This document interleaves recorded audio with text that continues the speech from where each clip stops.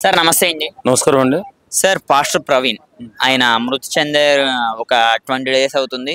రీసెంట్‌గా ఏపీ పోలీసులు కూడా దీని మీద ఒక ఫుల్ క్లారిటీ అయితే ఇస్తారు. సుమారుగా ఒక 400 కెమెరాలు వెతికి ఇది ఓన్లీ ఆయన డ్రింక్ చేయడం వల్ల చనిపోయారని కూడా మాట్లాడారు.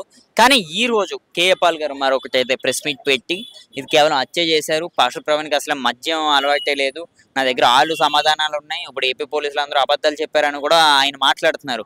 ఇప్పుడు పైనుంచి అమెరికా నుంచి కూడా వీళ్ళందరి దగ్గర నుంచి కూడా అందరిని తీసుకొస్తానని కూడా ఈయన మాట్లాడుతున్నారు. దీన్ని అసలు ఏ విధంగా చూడొచ్చు? ఏం లేదండి. బుర్రా షిప్పు దుబ్బింది ఈడికి. ఆ! ఆ!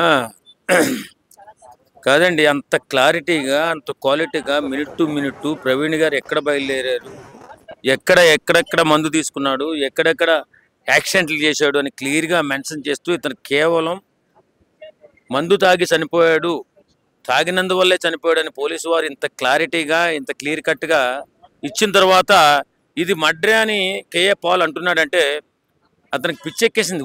పూర్తిగా పిచ్చి పరాకాష్ఠకి చేరిందనమాట. ఇంత క్లారిటీగా పోలీసు వాళ్ళు అతను ఒకవేళ హత్యే అనుకున్నారనుకోండి, హత్య అనుకుంటే ఇతను అన్నాడు అనుకోండి, హత్య చేయాల్సిన అవసరం ఎవరికి ఉంది? ఒకవేళ హత్య చేయాల్సిన అవసరం ఎవరికైనా ఉంది అనుకుందాం. మరి దాచవలసిన అవసరం పోలీసులకి ఏముంది? ఇవన్నీ ఎలాంటివి అంటే సమాజం ఎప్పుడు కూడా ప్రశాంతంగా లేకుండా ఎప్పుడు ఒక వ్యక్తి గురించో ఒక విధవ గురించో మాట్లాడుకునే విధంగా మాట్లాడుతున్నారు చాలా మంది. ఇది మాత్రం కరెక్ట్ కాదు. కేఏ పాల్ మాటలు వెనక్కి తీసుకోవాలి. తీసుకోకుండా పిచ్చ నాటకాలు వేస్తే పోలీసు వారు మాత్రం ఖచ్చితంగా కేఏ పాల్ దగ్గర ఉన్న ఆధారాలు తీసుకురమ్మని చెప్పి కేఏ పాల్ని తీసుకెళ్లి ఒక్కసారి జైల్లో అయితే చెంపతి గడ వస్తుంది అనుకుంటున్నాడు ఏంటో నాకు అర్థం కావట్లేదు. ఇది ఖచ్చితంగా కేఏ పాల్ని జైల్లో వేయాలండి. ఆ చెంపతి ఎలా అవుతుందో చూద్దాం. అంటే పాస్టర్ ప్రవీణ్ వెనకాల అంటే ఇప్పటికి జరిగిన 20 డేస్ అవుతుంది. ఆయన ఇటువంటి పోస్ట్ మార్టం రిపోర్ట్ ఇంకా ఏమి ఇవ్వకుండానే అసలు ఎలాగా నిర్ణయిస్తారని కూడా కేఏ పాల్ గారు ఒక ప్రశ్న అయితే వేసారు. మరి దీనికే సమాధానం చెప్తారు. అంటే కేఏ పాల్కి పోస్ట్ మార్టం రిపోర్ట్ ఇవ్వాలా? పిచ్చెక్కేసింది పిచ్చనాయాలకి కాకపోతే కేఏ పాల్కి ఎందుకు ఇస్తారండి? వాళ్ళ కుటుంబ సభ్యులకి ఇస్తారు. వాళ్ళకి ఎలాంటి అనుమానంలో ఉండాలన్నా కుటుంబ సభ్యులు అడగాలి. మీకు ఏమన్నా అనుమానం ఉందండి అని. మాకు అనుమానం ఉంది, మీరు మా దగ్గర సాక్ష్యాలు ఉన్నాయంటే వాళ్ళ కుటుంబ సభ్యులు చూపించాలా.